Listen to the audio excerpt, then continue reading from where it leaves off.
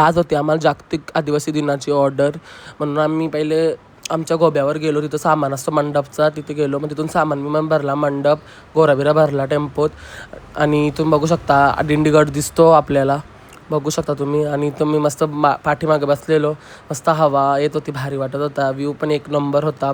पुढे गेल्यावर पाणी पण परत होता, बघू शकता ढग किती काले झाले आहेत आणि पाणी भरपूर तिथं परत होता.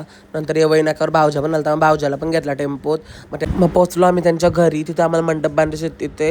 मग सोमनी ना पप्पांनी दोघांनी दोऱ्या बनवून ठेवल्या आणि मी टेम्पोच्या मंडपना झालरी काढून घेतल्या.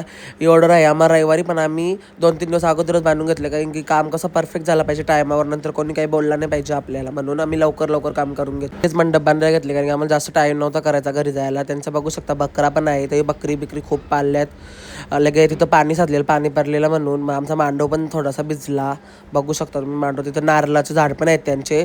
मग त्या काकाने सांगितलं तुम्हाला नेणार पाणी, मग तिथून मी 2 घेतले नारळ पाणी, बघू शकता तुम्ही.